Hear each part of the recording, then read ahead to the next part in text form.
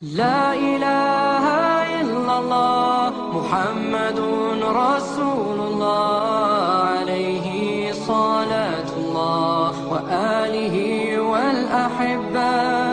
لا إله إلا الله محمد رسول الله عليه صلاة الله وآله والأحبة.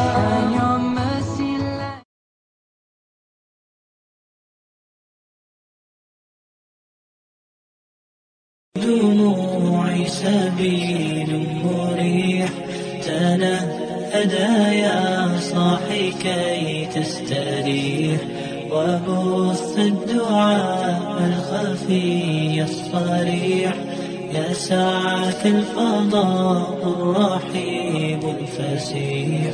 سبيل الدموع سبيل مريح تنهدى يا صاحي كي تستريح وبث الدعاء الخفي الصريح يا سعة الفضاء الرحيب الفسيح.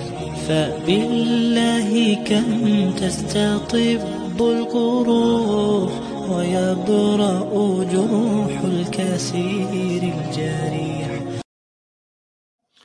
بسم الله الرحمن الرحيم.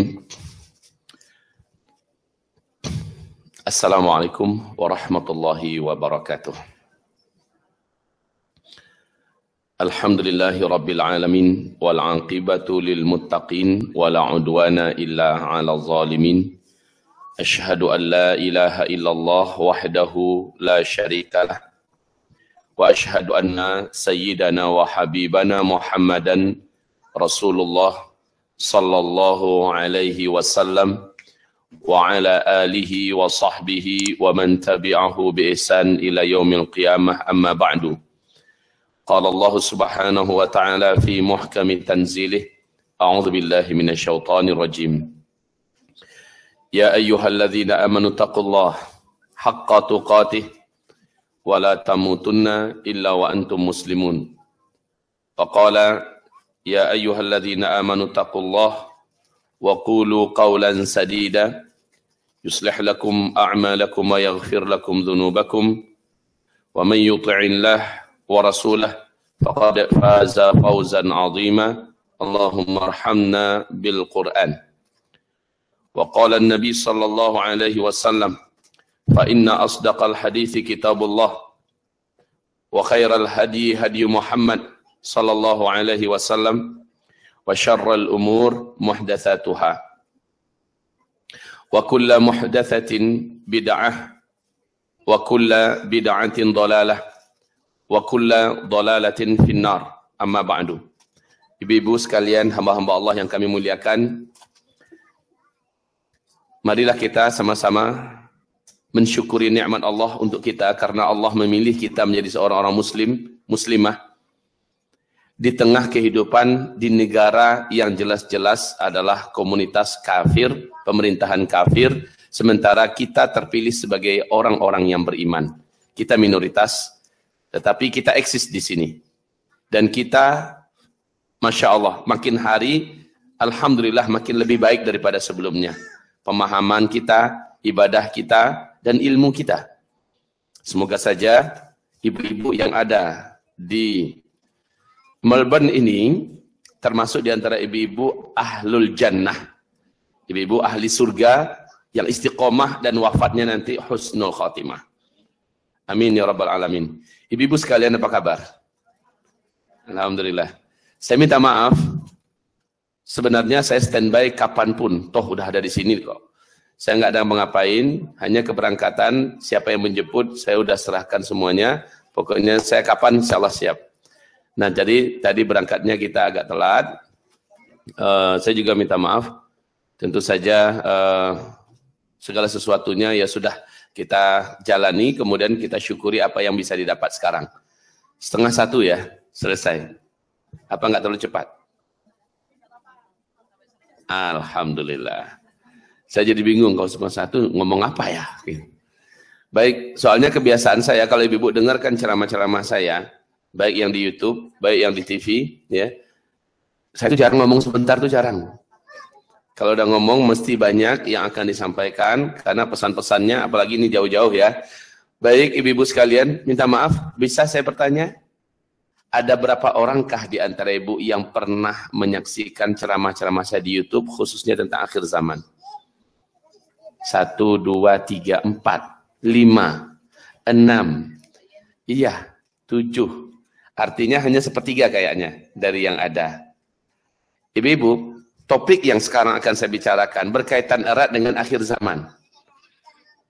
Wahai hamba-hamba Allah yang saya muliakan, ketahuilah kita benar-benar sudah di akhir zaman. Kita ada di fase keempat. Pada fase keempat ini, Dajjal akan keluar. Al-Mahdi akan memimpin umat Islam satu bumi. Lalu Nabi Isa turun dan Dajjal dibunuh. Kemudian Ya'juj Ma'juj lepas. Pada fase kita ini, tanda-tanda kemunculan Dajjal sudah nyata Allah kasih lihat. Tanda-tanda kemunculan Dajjal sudah sangat nyata Allah kasih lihat. Insya Allah di workshop nanti Sabtu Minggu, berapa orang yang akan ikut? Berapa orang yang akan ikut? Ya, yang sudah terdaftar. Di workshop Sabtu Minggu itu saya akan paparkan satu persatu dalil-dalil syar'i dari Quran, dari hadis Nabi, dari aqwal para ulama salaf dan khalaf, serta fakta, data-data dan bukti bahwa kita sudah di akhir zaman. Lalu di hari Minggunya apa persiapan yang harus kita lakukan? Apa amalan yang mesti kita kejar? Ini pada hari Minggu. Karena untuk tema inilah Allah datangkan saya kemari. Dan demi tema inilah saya berkenan untuk datang kemari.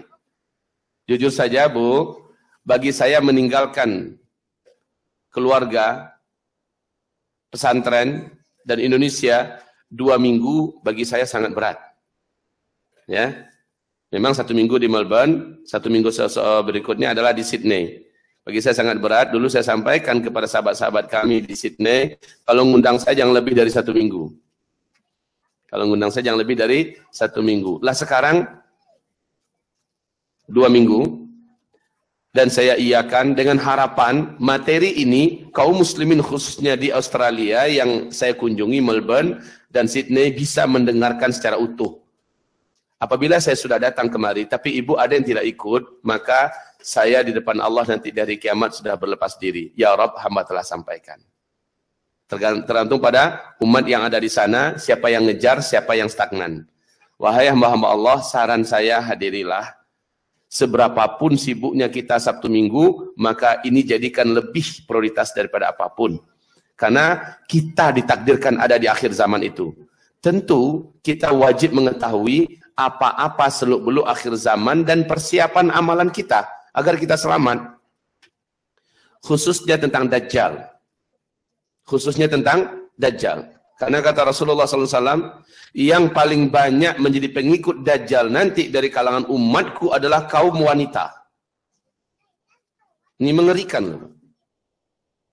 Yang paling banyak menjadi pengikut Dajjal dari umatnya nanti di akhir zaman adalah kaum wanita. Mungkin ada yang berkata di lubuk hatinya yang paling kecil atau dibisikin setan barangkali, Ustaz, kayaknya nggak zaman kita deh Dajjal itu keluar. Nanti mungkin cucu cicit kita ke bawah, ke belakang, jauh lagi kali. La haula wa la quwata illa billah. Disinilah Allah berfirman, Qul hal yastawil ladhina ya'lamun wal ladhina la ya'lamun. Katakan, samakah orang-orang yang tahu dengan yang tidak tahu? Qul la yastawiyani indallahi mathala. Katakan, tidak sama orang yang tahu dengan yang nggak tahu. Yang nggak tahu ya kayak gitu, nyantai. Hidupnya ringan, tidak ada sesuatu yang perlu dipersiapkan, tidak ada sesuatu yang perlu diamalkan atau akselerasi amal itu ya udah jangan terlalu dipaksakan, jangan ada takut, khawatir, bla bla bla bla bla. Padahal kejadian ini sudah di depan hidung masing-masing dan kita masih belum tahu. Masya Allah. Ibu-ibu yang kami muliakan, istri saya orang Aceh, Bu. Waktu tsunami Aceh dulu, orang-orang yang selamat dari masyarakat Aceh, termasuk keluarga saya adalah yang termasuk selamat. Mereka cerita begini, selepas gempa besar, yang 9,2 skala Richter dulu, Tahun berapa? 2004 ya. Bulan Desember 2004 tanggal 26 Desember itu hari Minggu. Nah, lepas gempa besar karena nggak tahu gempa sebesar itu apa yang akan terjadi, ya penduduk paling hanya survei mana-mana gedung yang runtuh, ya, kemudian menyelamatkan orang yang tertimbun, kemudian mereka santai, yang lain masih santai. Kemudian dari arah laut terdengar bunyi seperti bom yang sangat besar.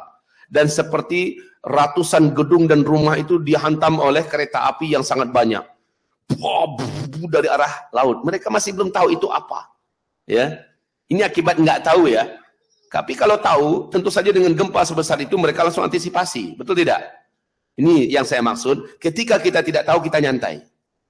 Tapi ketika kita tahu, kita langsung melakukan antisipasi yang pas. Langkah-langkah yang tepat. Apa yang harus saya buat sekarang? Apa langkah yang mesti saya kerjakan? Nah, itu di hari Minggu di workshop kita adalah persiapan-persiapan dan amalan-amalan yang akan menyelamatkan iman, menyelamatkan keluarga dan diri kita di akhir zaman agar selamat sampai ke akhirat. Sekali lagi saya katakan, rugi, sangat-sangat merugi bila workshop Sabtu Minggu depan ada yang tidak hadir di antara kita karena kendala-kendala teknis dan sebagainya. Padahal belum tentu ke depan saya akan Allah datangkan lagi kemari. Masya Allah, ibarat Allah, hamba-hamba Allah yang kami muliakan. Baik, tema ini, apa judul tema kita? Inilah wanita di akhir zaman. Tema ini idealnya dimasukkan ke dalam tema akhir zaman di workshop kita. Sabtu Minggu. Tapi nggak apa-apa deh, saya ambil cuplikan sedikit lalu kita diskusi. Ya, saya ambil cuplikan sedikit, kemudian kita diskus. Hamba-hamba Allah yang saya muliakan, fase keempat. Rasulullah mengatakan di dalam hadis Imam Ahmad. Hadis ini oleh Syekh Ahmad Syakir dinyatakan sebagai hadis sahih. Walaupun oleh Syekh Nasruddin Al-Albani dinyatakan sebagai hadis hasan, tetapi para ulama-ulama, pakar-pakar ahli hadis yang sekaliber dengan Syekh Albani mengatakan ini hadis sahih. Tentang 5 fase sejarah yang akan dilalui oleh umat Nabi Muhammad sallallahu alaihi wasallam. Whiteboard ini bisa kita pakai enggak?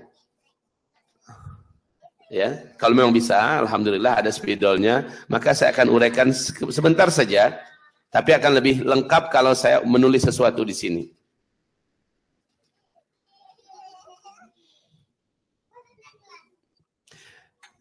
Saya bacakan dulu hadisnya ya. Nanti saya akan mulai orang-orang di sini. Takunu nubuwah fikum ma syaa Allah an takun. Thumma yarfa'uha Allah idza syaa'a ay yarfa'aha. Thumma takunu khilafah ala minhajin nubuwah. Fatakunu ma syaa Allah an takun, thumma yarfa'uha idza syaa'a ay yarfa'aha. Thumma yakunu mulkan 'addan, fatakunu ma syaa Allah an takun, thumma yarfa'uha idza syaa'a yarfa'aha. Thumma takunu mulkan jabariyan, fatakunu ma syaa Allah an takun, thumma yarfa'uha idza syaa'a ay yarfa'aha. Thumma takunu khilafatan ala minhajin nubuwah, thumma sakat. Titik. Hadisnya sampai di situ. Thumma sakat. Lalu Nabi diam. Jadi penutupannya thumma sakata, lalu Nabi diam. Mari kita terjemahkan hadis ini. Masya Allah. First time saya melihat seperti ini. Menarik sekali.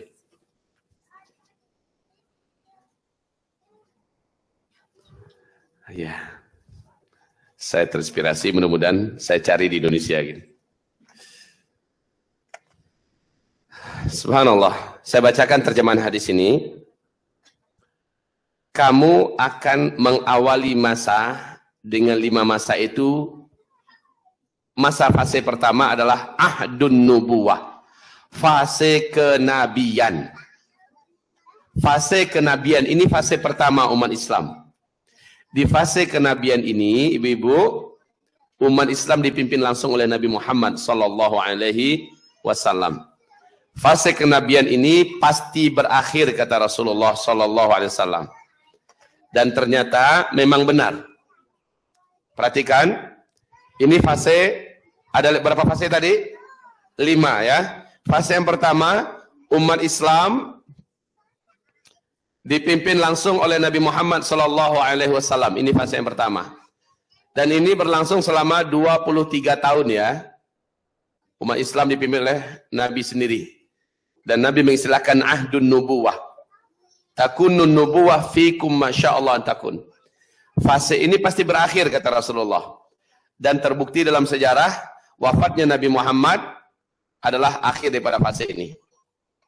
Kemudian kamu masuk pada fase yang selanjutnya, yaitu khilafah ala minhajin nubuwah, fase kekhalifahan.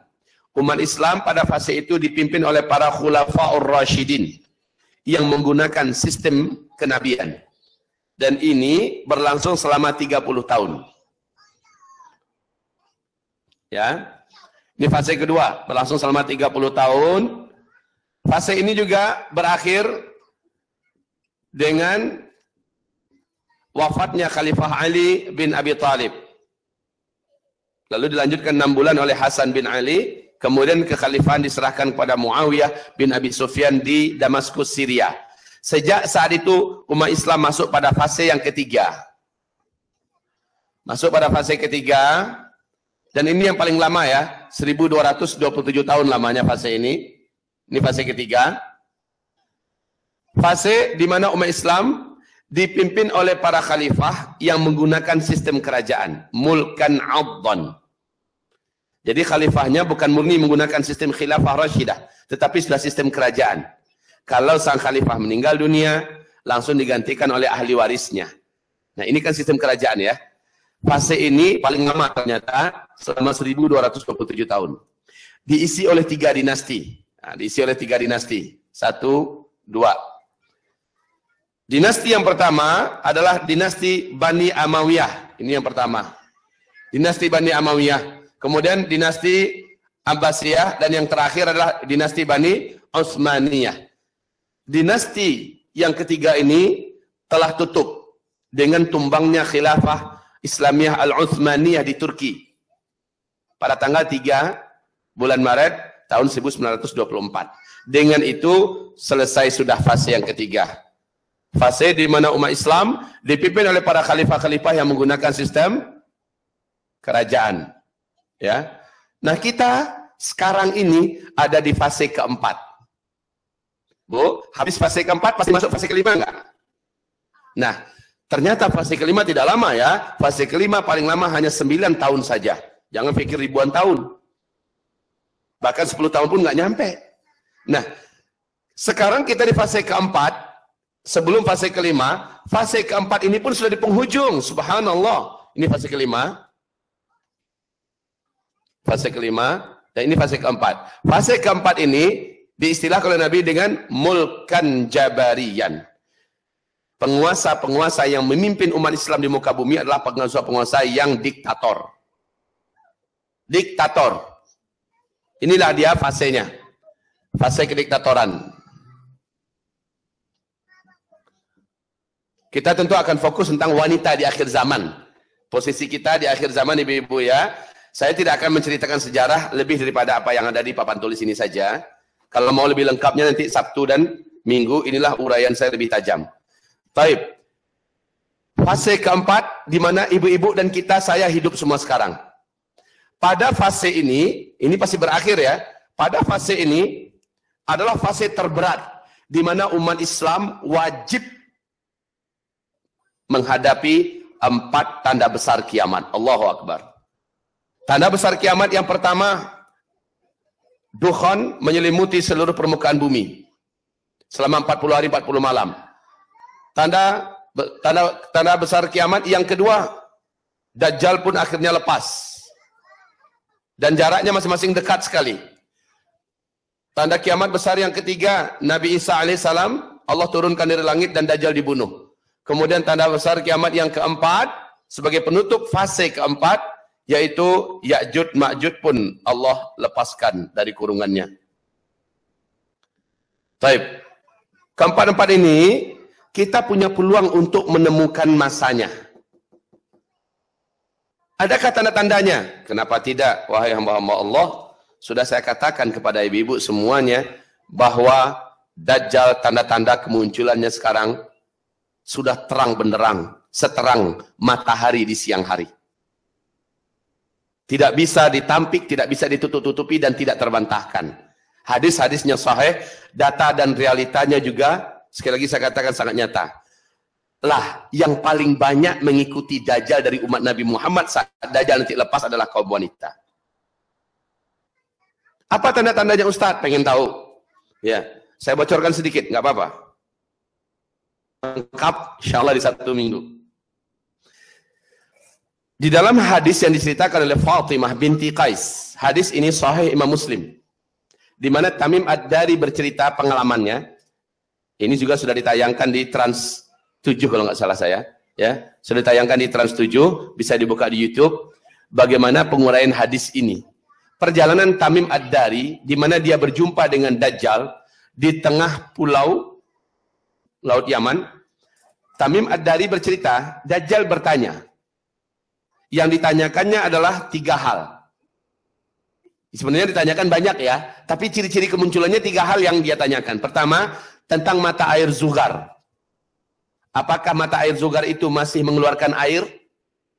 Yang kedua yang ditanyakannya tentang kebun kurma di Baisan. Apakah kebun kurma di Baisan itu masih berbuah? Masih banyakkah buahnya? Yang ketiga ditanyakannya, apakah Danau Tiberias masih banyak airnya? Dijawab satu persatu oleh Tamim Ad-Dari bahwa kebun kurma di Baisan masih berbuah, buahnya lebat. Apa kata Dajjal ini? Lihat saja. Buahnya sebentar lagi akan tidak ada lagi.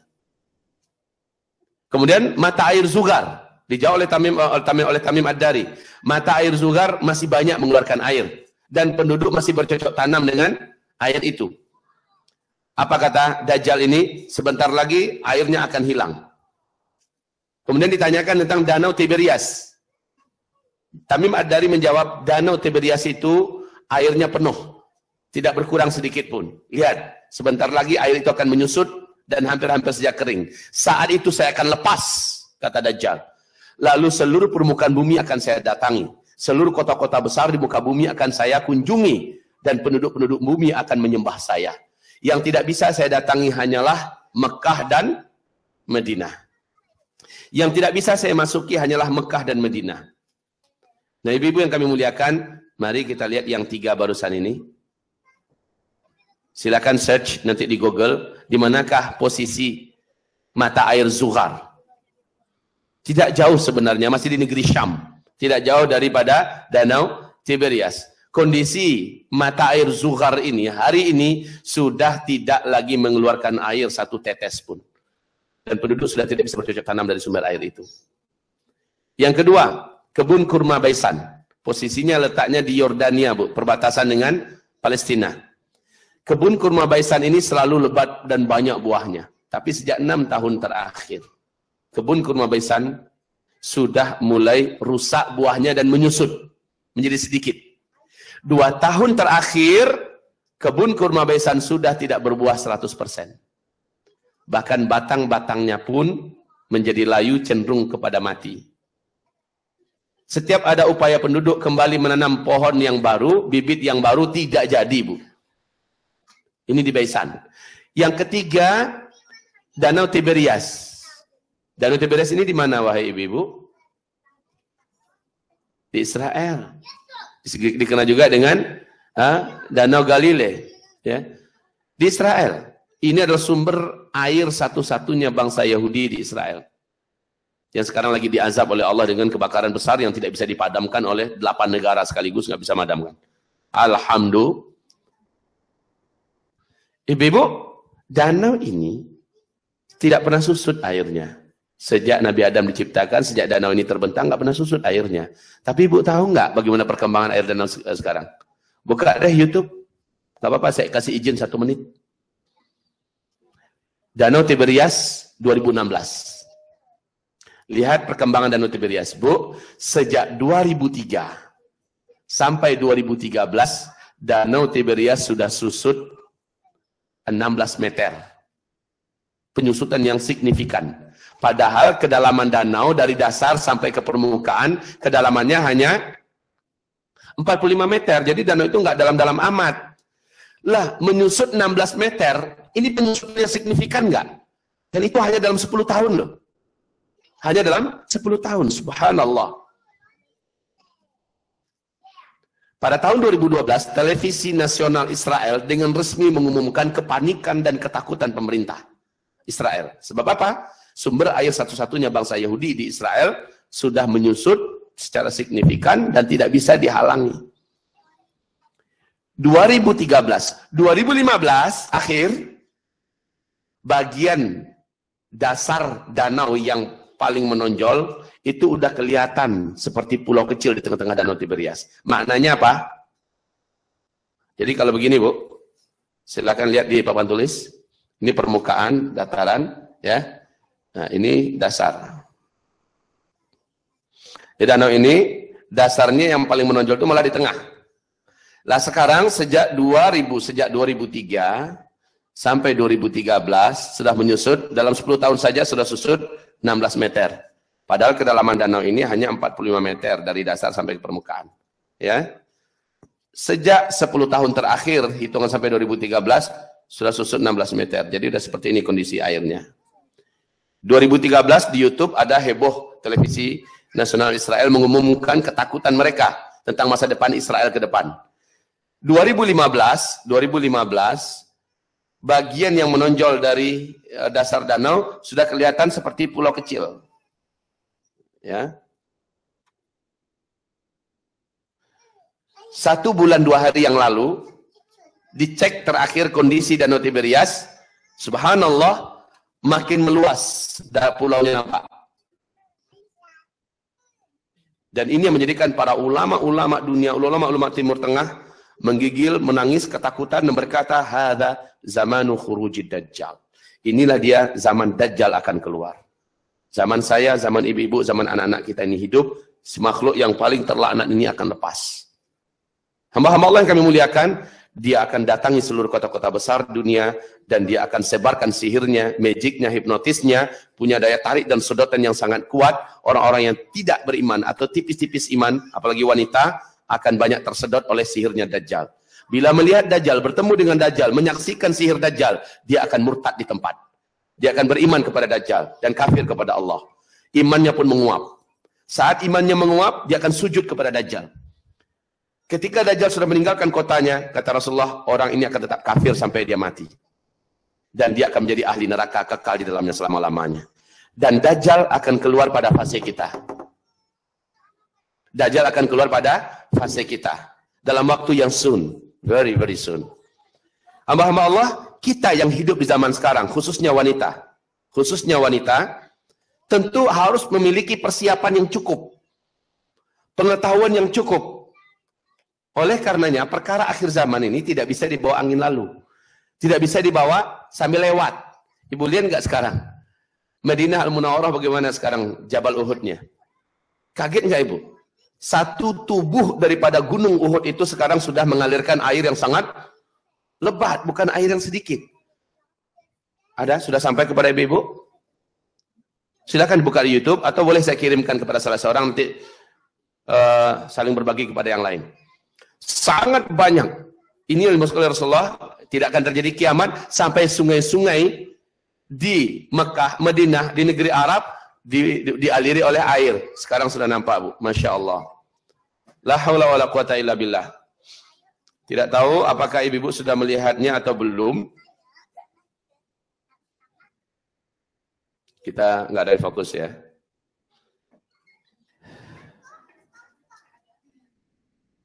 Ya. Bisa ini ditembuskan. Ah ini, sebentar. Sekejap. Mudah-mudahan ibu bisa melihat lah. Nampak nggak? Ini Gunung Uhud loh di Madinah. Lihat airnya sebanyak apa sekarang. Bukan hanya satu titik, tapi hampir seluruh tubuh Gunung Uhud mengalirkan air yang sangat banyak. Masya Allah. Ini tanda Bu, bahwa kita memang sudah di akhir zaman beneran. Nggak pakai main-main lagi. Taib. Subhanallah, banyak sekali airnya ya. Gunung Uhud itu batu. Batu. Sekarang lagi salju di Mekah, di Madinah. Ya, sedang salju di perbatasan Mekah Madinah. Mana pernah kebayang oleh kita Arab bisa turun salju, tapi sekarang sudah. Rasulullah mengatakan ciri-ciri Al-Mahdi nanti akan muncul pada saat itu salju sudah turun di negeri Arab. Sekarang salju sudah turun di negeri Arab. Cukup? Banyaknya Masya Allah. Masya Allah. Kayak di mana? Perasaan bukan di Arab rasanya. Apalagi Madinah. Yang udah pergi umrah dan haji akan kaget. Gunung segersang ini, batu cadas yang tandus, bisa mengeluarkan air entah dari mana datangnya. Akhir zaman. Tapi tantangan yang ibu hadapi di fase keempat, sangatlah hebat dan berat. Demi Allah, Rasul mengatakan umatku nanti pada akhir zaman itu, hanya terbelah menjadi dua belahan saja. Kelompok mukmin yang full iman, dan kelompok kafir, kelompok munafik, umat Nabi ya, berarti umat Islam, orang Islam. Orang Islam di akhir zaman akan terbelah menjadi fustataini. Fustatu iman la nifaqa fih. Jadi ini akhir daripada umat Nabi di akhir zaman. Ini umat Nabi, umat Islam terbelah menjadi dua. Satu belahan umat Islam fustatain. Yang ini adalah fustatu iman, kelompok mukminin, mukminat yang tidak bercampur dengan kemunafikan sedikit pun. Kalau yang ini kelompok munafikin, munafikat.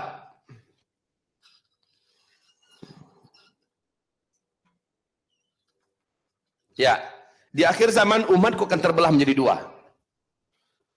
Mukmin haqqan yang tidak bercampur imannya dengan kemunafikan sedikit pun. Dan munafik haqqan yang tidak akan bercampur dengan keimanan sedikit pun. Dua kelompok besar umat Nabi ini akan terbelah.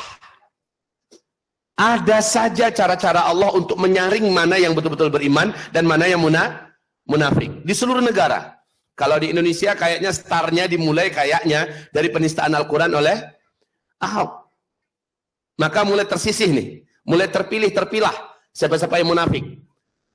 Siapa-siapa yang mukmin. Para ulama dalam hal ini tegas. Ulama-ulama dunia. Ulama-ulama besar Arab Saudi. Mengeluarkan fatwa-fatwa yang tegas mendukung apa yang dilakukan oleh Majelis Ulama Indonesia. Demonstrasi yang dilakukan yang pertama, kedua, dan ketiga, subhanallah ibu-ibu yang kami muliakan, ini mendapat respon yang sangat positif dari seluruh umat Islam sedunia dan ulama-ulama dunia. Dan di Indonesia mulai terbelah. Siapa yang mukminnya akan berpihak kepada fatwa Majelis Ulama Indonesia dan mendukung, memuliakan, menghormati kesucian Al-Quran. Sementara yang munafik terang-terangan membela. Ada juga ulamanya, ada juga cendekiawannya. Walaupun segelintir kecil, tetapi mainstream yang ikut-ikutan dengan ulama-ulama penjilat, ya, dengan kelompok liberal, kelompok sepilis, ya, kelompok jil dan jin sebagainya, ini semakin terang-terangan mengunjuk gigi dan unjuk diri. Karena media mendukung mereka. Terbelah di sini.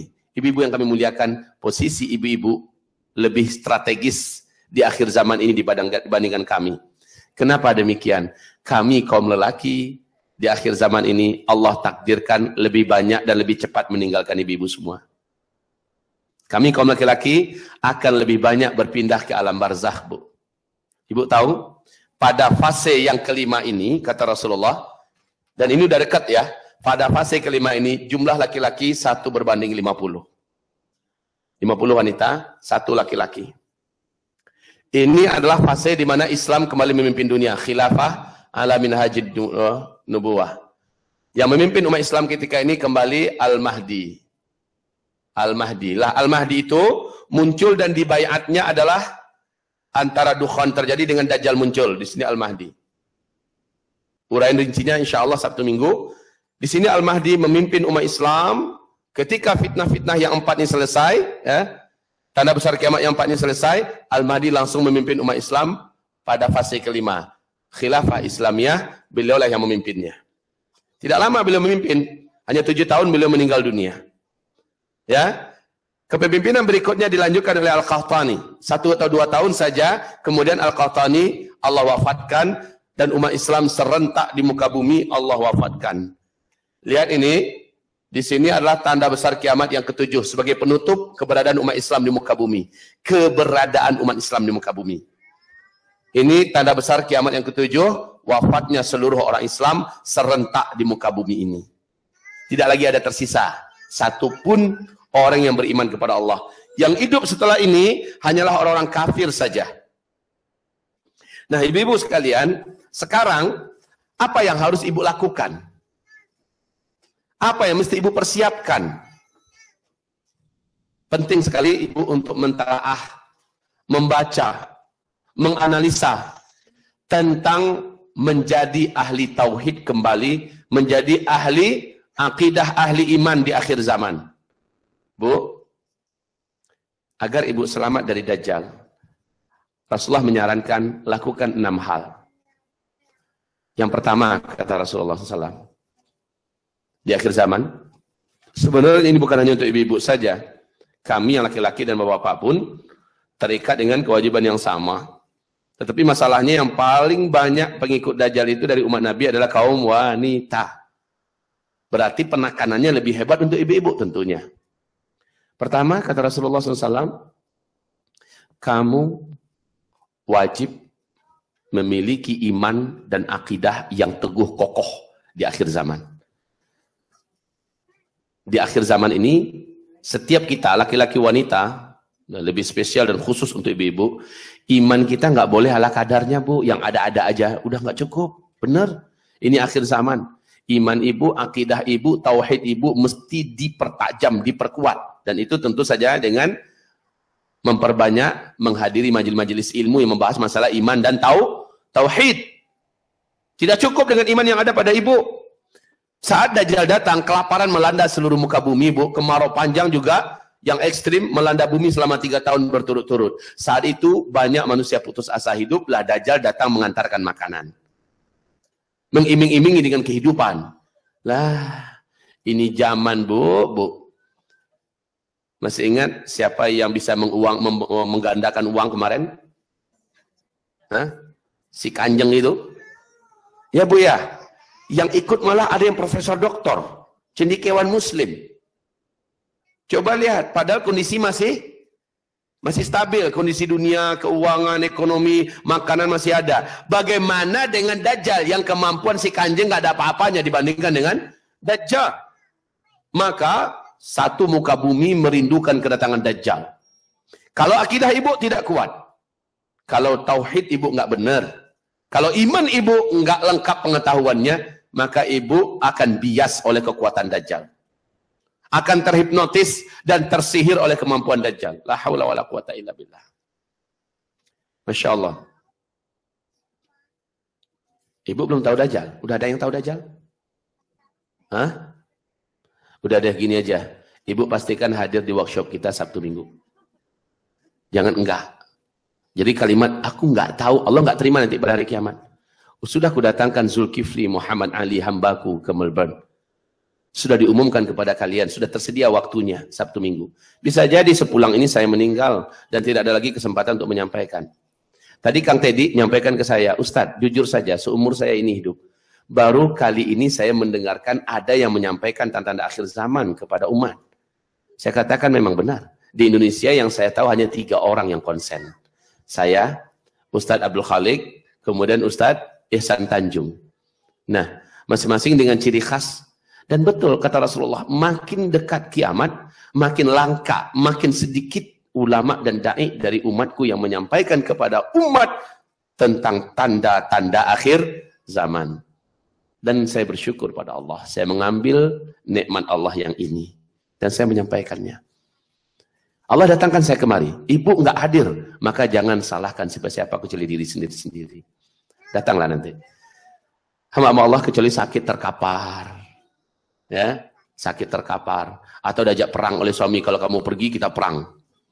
Kalau ada ancaman kayak gitu, ya sudah di YouTube saja nanti saksikan kajian-kajian ceramah saya atau streaming. Tapi powernya beda. Ketika di lokasi, ketika langsung nyambung, powernya beda dibandingkan melalui medsos yang ada. Ya. Baik hamba-hamba Allah yang kami muliakan. Yang kedua, kita yang hidup di akhir zaman ini tidak punya pilihan cara berislam kecuali wajib merapat serapat-rapatnya dengan Al-Quran dan Sunnah Rasulullah yang kafah. Saya ulangi, untuk berislam di akhir zaman ini kita wajib merapat serapat-rapatnya dengan Al-Quranul Karim dan Sunnah Rasulullah secara kafah. Sunnah yang sahih secara kafah. Nggak punya pilihan. Silakan ibu ada di organisasi apa, nggak ada masalah. Ibu ada di Muhammadiyah, ibu ada di NU, ibu ada di Ikhwanul Muslimin, ibu ada di Jamaah Tabligh, ibu ada di mana saja, mereka seluruhnya Ahlus Sunnah wal Jamaah, nggak ada masalah. Tapi yang paling penting, dimanapun kita berada, dan kita masih Ahlus Sunnah wal Jamaah, wajib merapat kepada Al-Quran dan Sunnah yang sahih secara kafah. Nggak punya pilihan yang lain, Bu. Kalau berislam jangan nanggung-nanggung akhir zaman nih. Yang diislamkan itu jangan hanya ibadah tok.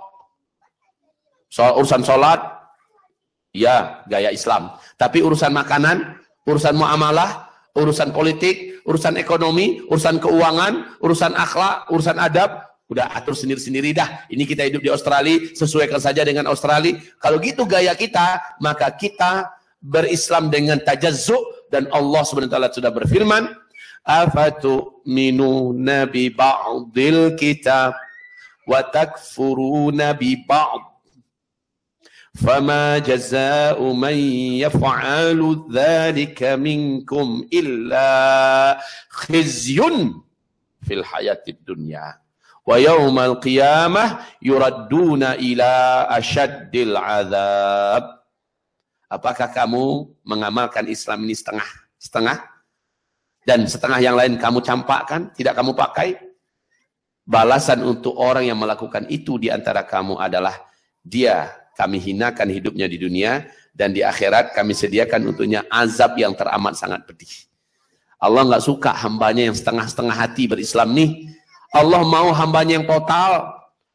Ibu-ibu ada nggak kerja di perusahaan? Ada? Anggaplah ibu semuanya kerja di perusahaan A. Perusahaan itu mau nggak dia nerima ibu kerja setengah hati? Setengah hati, setengah waktu, dan setengah, pokoknya main setengah semua. Enggak, pasti nggak mau, pasti nggak terima dia. Dia minta ibu total. Pada jam kerja umpamanya dari jam 8 sampai jam 4 umpamanya. Wajib total, betul tidak? Mana mau dia nerima setengah-setengah? Allah juga tidak suka hambanya dalam menjalankan agamanya ini setengah-setengah. Nah, untuk kita di akhir zaman ini lebih spesial ya. Lebih spesial lagi, wajib melekat, merapat kepada Al-Quran dan Sunnah secara kafah. Yang kedua. Yang ketiga, agar selamat dari fitnah Masihid Dajjal. Oh ya, nanti tolong ingatkan saya ya, apa beda fitnah Masihid Dajjal dengan Dajjal sendiri? Apa beda fitnah Masihid Dajjal dengan bahaya Dajjal sendiri? Nanti saya akan uraikan, tolong ingatkan saya ini. Baik. Yang ketiga. Sudah saya sebutkan tadi ketiga belum? Belum. Yang ketiga, Rasulullah SAW memerintahkan kita untuk segeralah hijrah ke Mekah atau ke Madinah. Jika kamu dengar Dajjal sudah keluar, hijrahlah kamu ke Mekah dan ke Madinah. Ustadz, di Mekah itu tanahnya mahal. Tanah termahal di dunia ini adanya di Mekah. 1 meter itu di atas 1 M. Tidak ada yang bisa mengalahkan mahalnya tanah di Mekah. Tanah di Madinah juga begitu. Kami nggak sanggup, Ustadz. Kalau begitu, sewa apartemen. Ustadz, mahal. Terus hidup kami di situ bagaimana? Cara cari nafkah segala macamnya. Kata Nabi kan kalau kamu dengar Dajjal sudah keluar. Berarti kan sekarang belum. Berarti nanti. Nah, masalahnya adalah ketika Dajjal sudah keluar, Masya Allah, lihat, ini Dajjal, Ketika Dajjal sudah keluar, ternyata apapun teknologi yang ada di muka bumi ini sudah tidak ada lagi yang bisa dipakai. Sejak kapan? Sejak peristiwa Dukhon. Sampai kemari, ini nggak ada lagi teknologi yang bisa dipakai. Manusia sudah kembali hidup secara manual. Kemana-mana jalan kaki. Nggak ada pesawat. Nggak ada kereta. Tidak ada mobil, tidak ada motor. Badannya masih ada. Mobilnya masih ada. Nggak bisa dipakai. Pabrik-pabrik, industri-industri, apapun semua tidak ada yang bisa dipakai. Gimana mau nyampe di Mekah, apalagi yang tinggal di Australia, paling jauh kan? Emang mau berenang ke sana? Insya Allah tenggelam meninggal. Jadi kalau begitu gimana caranya? Nah, berarti ini hanya bisa dilakukan oleh orang-orang yang tinggal dekat-dekat Mekah, Madinah, seperti orang Yaman, orang Irak, ya kan, orang Syria, orang Palestina, orang Mesir. Ini masih ada peluang mereka untuk bisa jalan kaki, lari ke Mekah dan ke Madinah. Tapi kita yang ada di sini gimana? Yang ada di Indonesia bagaimana? Lah teknologi udah nggak ada. Yang keempat, Rasul ajarkan agar kita saat mendengarkan Dajjal sudah keluar,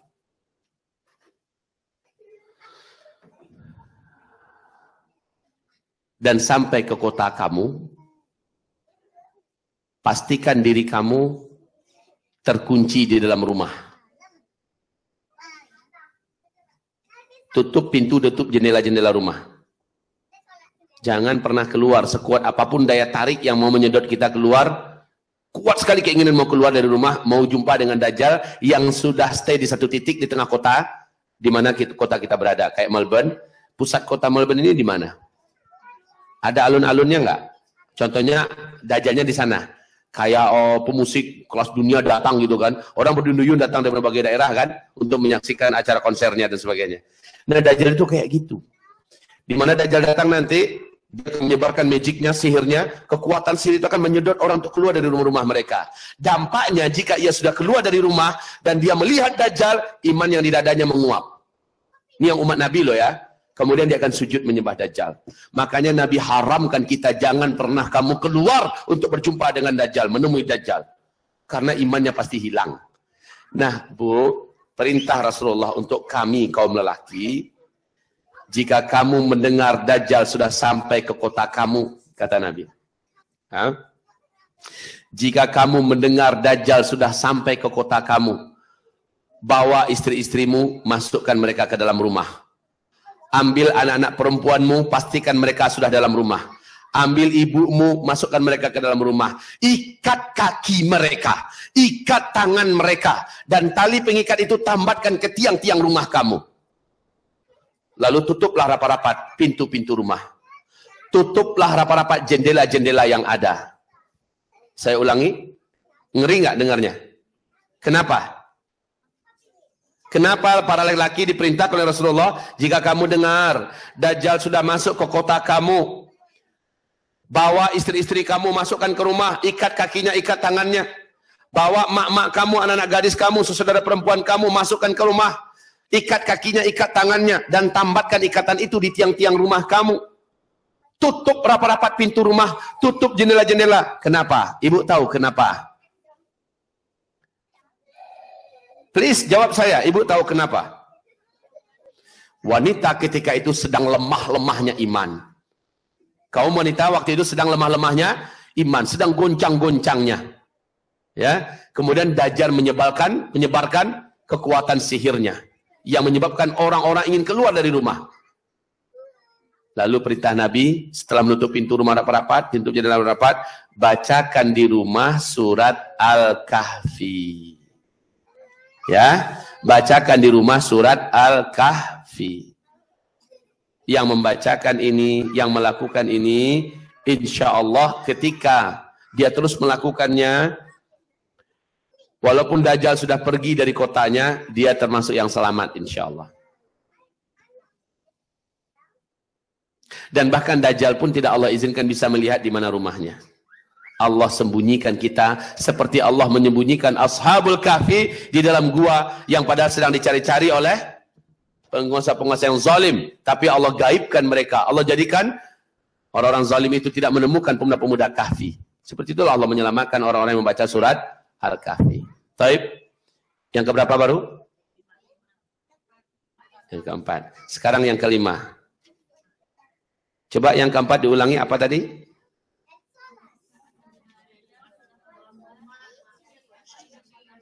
Ya. Wajib masuk ke rumah semuanya. Dan yang wanita-wanitanya diikat.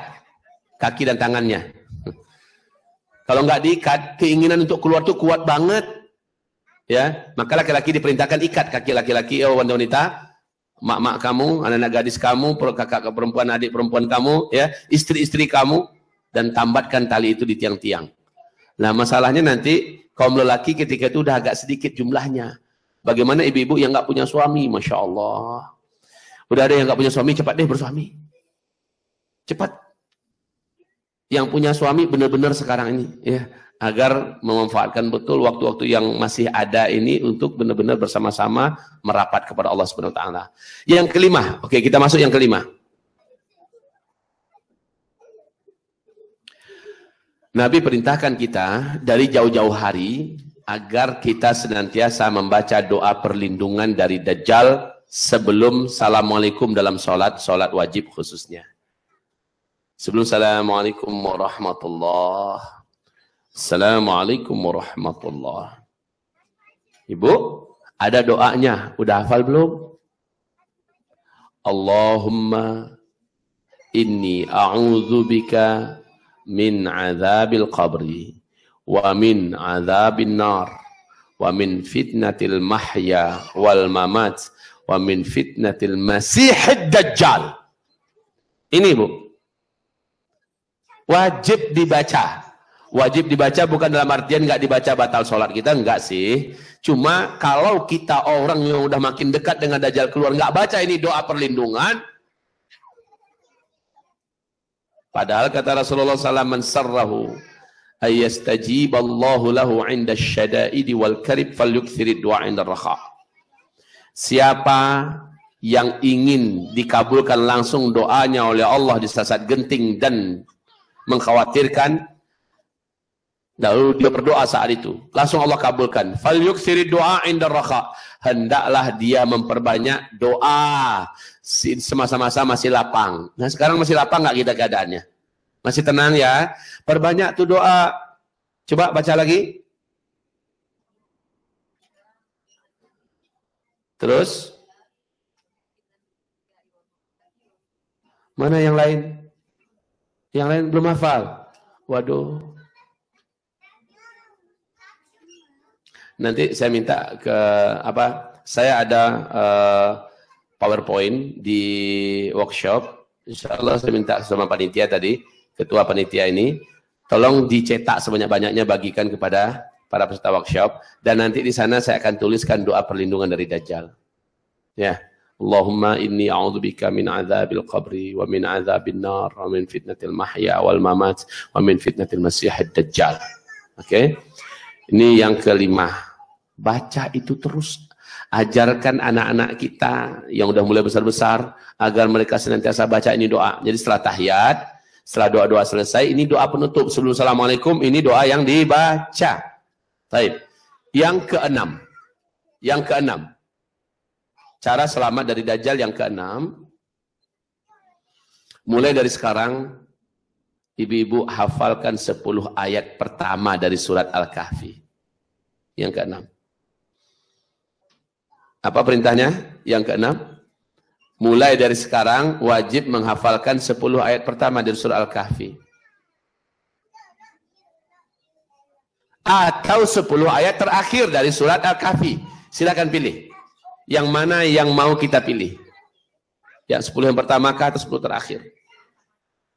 Lalu lancarkan membacanya dalam kepala tanpa melihat Quran seperti lancarnya kita membaca surah Al-Fatihah. Ya, kenapa demikian? Perintah Rasulullah SAW yang hafal surah Al-Kahfi 10 ayat pertama dan 10 ayat terakhir, maka jika Dajjal keluar. Nah, kalau seandainya berpapasan dengan Dajjal, gimana akal, Bu? Ibu tidak sedang dalam rumah. Ibu sedang tidak bersama suami, ya. Dajjal udah nyampe, ketemu di jalan, Dajjal dengan rombongannya, dengan para pengikutnya. Apa yang harus ibu lakukan? 10 ayat pertama surah Al-Kahfi ini yang dibaca berulang-ulang. A'udzu billahi minasyaitonir rajim. Bismillahirrahmanirrahim. Baca dengan tenang. Pejamkan matanya atau tundukkan wajahnya, jangan ngelihat ke Dajjal. Baca dengan tenang 10 ayat pertama ini atau 10 ayat terakhir. Tamat baca ulangi balik, tamat baca ulangi balik sampai kita yakin Dajjal sudah tidak lagi ada di depan kita, bala tentaranya sudah tidak ada di depan kita. Yang terjadi adalah satu di antara dua kemungkinan. Pertama, Allah gaibkan kita dari pandangan Dajjal dan bala tentaranya sehingga kita tidak nampak sama sekali oleh mereka. Kemungkinan kedua, Dajjal bisa melihat kita, bala tentaranya bisa melihat kita, tetapi kekuatan sihir Dajjal tidak akan tembus ke dada kita. Ya, sehingga kita tegar, sehingga kita sabar saat itu walaupun harus dibunuh dan syahid di tangan Dajjal. Kita istiqomah. Ini dampak kekuatan surat Al-Kahfi. Makanya baca, hafalkan dari sekarang. Yang udah hafal siapa? Hah? Wahai masyarakat, wahai umat Nabi yang tinggal di Melbourne, khususnya ibu-ibu, kalau belum hafal, jangan pernah merasa tenang. Mulailah menghafal. One day, one ayat nggak apa-apa. Hah? One day, one ayat nggak apa-apa. Usahakan mulai menghafal dan lancarkanlah membacanya. Oke? Ini sekelumit tentang wanita akhir zaman, ya. Dan ibu-ibu yang kami muliakan. Nanti itu ibu perlu sekali nanti bergabung dalam komunitas akhwat kita yang menamatkan dan memudzakarahkan kitab zikir akhir zaman dan kitab ensiklopedi akhir zaman. Ya, kitab ini nanti bisa dipesan sama panitia. Bisa dipesan sama panitia. Insya Allah, saya akan kirimkan kitab ini ke Melbourne sesuai dengan siapa dan berapa orang yang memesan. Kitab ini panduan dan bimbingan ibu-ibu dan kita semua yang hidup di akhir zaman, khususnya amalan-amalan petunjuk-petunjuk Rasulullah dan persiapan kita yang ada di akhir zaman ini agar kita tidak salah dalam bertindak, berbuat, dan bersiap-siap. Mungkin demikian dari saya, silakan kita diskusi. Ya, kalau ada yang mau tanya jawab, tafadhol. Terima kasih Bapak Ustadz Zulkifli atas ilmu-ilmunya yang sangat bermanfaat, yang terus terang mungkin banyak membukakan mata kita semua. Saya buka termin pertama, silahkan kalau ada pertanyaan dari ibu-ibu, ya. Ya. Assalamualaikum warahmatullahi wabarakatuh. Mohon maaf Ustadz, tadi minta diingatkan untuk dibedakan fitnah Masih Dajjal dengan fitnah Bagus. Dajjal. Terima kasih. Begini Bu,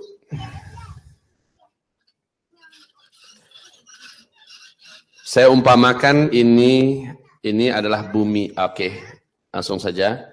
Ini bumi Bu ya, ini bumi. Dan di ruang angkasa ada pecahan meteor Bu. Ini pecahan meteor, atau ini saja langsung. Ini meteor.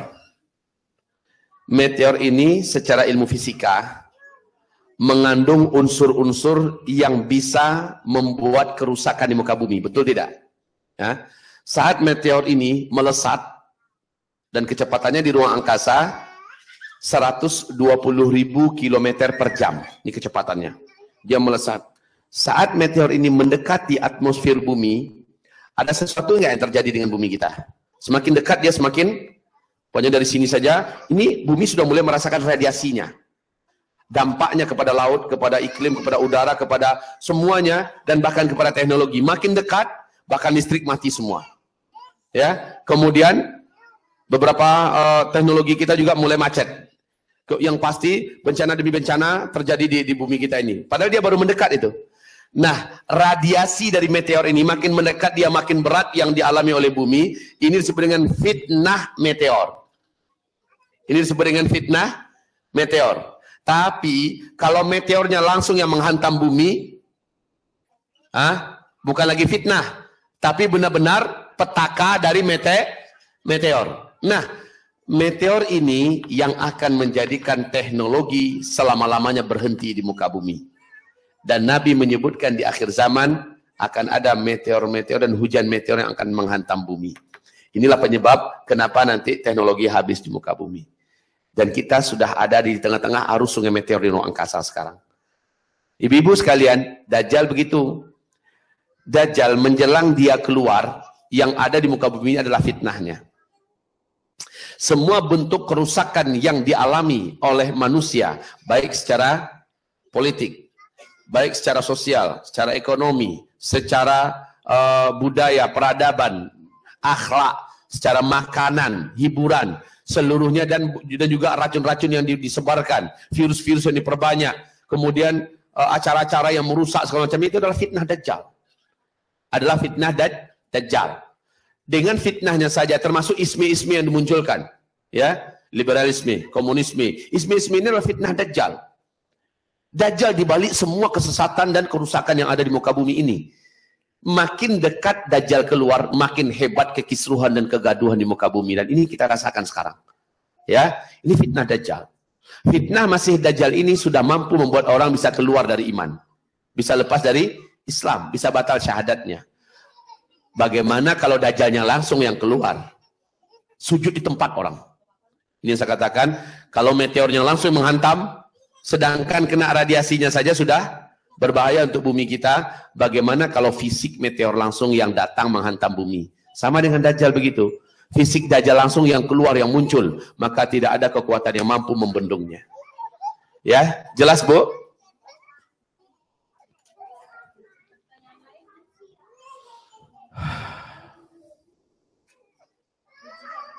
Assalamualaikum warahmatullahi wabarakatuh. Pak Ustadz, saya mau menanyakan, mungkin ini pertanyaan yang sangat awam ya, karena saya berkali-kali membaca tentang Dajjal dan bagaimana itu Dajjal, tapi dalam pikiran saya tuh masih belum bisa membayangkan apakah Dajjal itu memang ada beberapa cirinya ya, yang ada tulisan kafar. Ya itu terus bermata satu atau seperti apa, karena kan tadi dibilang kalau misalnya Dajjal itu langsung muncul, pikiran saya tuh Dajjal itu seperti manusia terus diikuti beberapa pasukan yang banyak gitu. Jadi bagaimana kita tahu itu Dajjal atau bukan, karena saya masih belum bisa membayangkan ya seperti apa, terus bagaimana kita bisa mengetahui oh itu Dajjal yang ada gitu. Itu yang pertama. Yang kedua, saya mau menanyakan, Dajjal itu kan dari satu kota katanya tadi ke kota yang lain, seperti itu misalnya itu. Nah itu tuh dia berapa lama dia akan berada pada satu kota itu. Kemudian setelah dia pergi, misalnya dia berpindah ke kota lain, kan yang kafir akan tetap kafir selamanya. Tetapi yang muslim yang dilindungi Allah itu, bagaimana keberadaan mereka di kota itu setelah Dajjal pergi meninggalkan kota itu? Mohon maaf kalau ini pertanyaannya sangat awam karena saya masih belum mengerti sebenarnya. Terima kasih. Assalamualaikum warahmatullahi wabarakatuh. Assalamualaikum warahmatullahi wabarakatuh. Nanti acara workshop datang nggak? Insyaallah. Khalas, terjawab semuanya. Semua tentang masalah Dajjal akan saya uraikan secara rinci dan tajam, insyaallah ya. Jadi pertanyaan yang berkaitan dengan akhir zaman, tentang dam semacam itu, yang idealnya adalah di acara workshop itu semua terjawab dengan izin Allah. Dan ini memang menjadi kewajiban untuk kita mengetahuinya. Wajib kita mengetahuinya. Bagi yang betul-betul tidak bisa hadir karena alasan jadwalnya terbang kemana gitu umpamanya, nggak bisa betul-betul, minimal itu dapatkan kajian ini di YouTube. Buka saja di YouTube Zulkifli Muhammad Ali. Ya, bedanya nanti kalau live mempunyai kekuatan sendiri, keberkahan sendiri, ya, dan ini yang tidak didapatkan oleh orang-orang yang melalui media sosial, melalui YouTube. Nah, silakan ada yang lain. Assalamualaikum Ustadz. Pertanyaan saya adalah, kan nanti wanita yang banyak terikuti atau terjerumus oleh Dajjal gitu ya, apa kelemahan wanita yang membuatnya bisa seperti itu atau ketimbang laki-laki? Wanita ini kata Rasulullah imannya seperti kulit ari bawang. Kulit ari bawang, lemah sekali. Apalagi dalam kondisi manusia di muka bumi dirundung kelaparan beberapa tahun berturut-turut. Bumi kemarau yang panjang dan ekstrim. Ya. Saat itu orang-orang putus asa hidup ini. Apapun yang bisa dilakukan untuk bisa menyambung dan memperpanjang hidup akan dilakukan. Nah, saat itu terdengarlah berita Dajjal sudah sampai. Di mana dia sampai, negeri itu makmur. Negeri itu kembali menjadi hidup. Orang-orang dan penduduknya kembali menjadi dapat kesejahteraan. Maka setiap kota dari negeri-negeri muka bumi ini merindukan kedatangan Dajjal ke kotanya. Masya Allah ya. Di samping itu, di samping dia dirindukan untuk kedatangannya, di samping itu Dajjal memiliki kekuatan magic yang sempurna. Sehingga seluruh ahli sihir dan dukun-dukun semuka bumi akan sujud menyembah Dajjal. Karena seluruh setan dan jin yang ada di muka bumi melayani keperluan-keperluan Dajjal. Nah, kalau ditanya apa? Sebenarnya bukan hanya wanita, laki-laki pun yang lemah iman akan bias. Dan Nabi mengatakan nanti di akhir zaman akan ada seorang lelaki yang merasa imannya sudah sangat kuat. Dan dia yakin imannya tidak akan berubah ketika berjumpa dengan Dajjal. Lalu dia keluar dari rumahnya untuk bertemu dengan Dajjal. Saat dia bertatap-tatapan dengan Dajjal, imannya yang ada lepas dari dadanya dan menguap. Lalu dia sujud menyembah Dajjal. Sejak hari itu pun dia menjadi pengikut dan penyembah Dajjal. Walaupun Dajjal sudah pergi dari kotanya, dia tetap akan kafir kepada Allah sampai dia mati. Saking beratnya bertahan dengan keimanan kita sewaktu Dajjal sampai di kota kita. Jadi sebenarnya bukan hanya wanita, tapi wanita lebih rapuh. Ya. Silakan ada yang lain.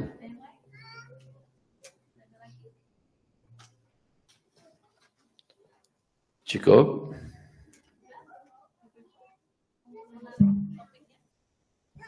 Ya. Assalamualaikum Pak Ustadz. Ya. Maaf mungkin saya ini lebih teknikal ya. Saya pengen tanya yang soal workshop besok itu daftarnya boleh on the spot atau gimana ya? Saya nggak tahu harus tanya Pak Ustadz. Oke, maaf, makasih. Ada panitianya. Terima ya. kasih. Ya.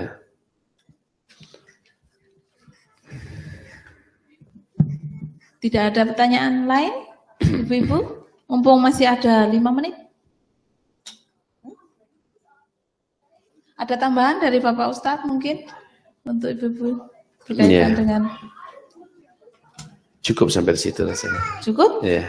Sudah semua? Baik. Kalau gitu akan saya simpulkan bahwa ternyata dari kajian ini akhir zaman itu sudah dekat. Jadi semoga kita selalu dirahmati keimanan karena hanya itulah yang akan menyelamatkan kita dari Dajjal maupun fitnah-fitnahnya saat ini. Dan juga Bapak Zulkifli juga sudah memberikan tips-tips yang praktikal ya Bu ya, dengan menghafalkan Al-Kahfi, membaca doa, kemudian bergabung dengan majelis-majelis, terus menambah pengetahuan kita tentang ilmu agama sehingga kita tetap berpegang teguh pada Al-Quran dan sunnah-sunnahnya. Terima kasih sekali kepada Bapak Ustadz Zulkifli yang sudah memberikan ceramah, ilmu yang sangat bermanfaat untuk kita semua.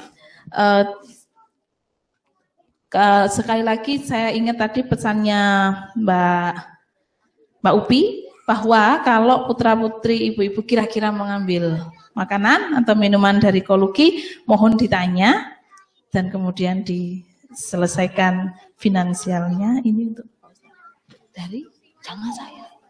Oh ya, ini Bapak Ustadz ada kenang-kenangan dari Kamus Iman untuk Bapak yang akan diberikan oleh Ketua Kamus Iman, Saudari Upi. Monggo, Mbak.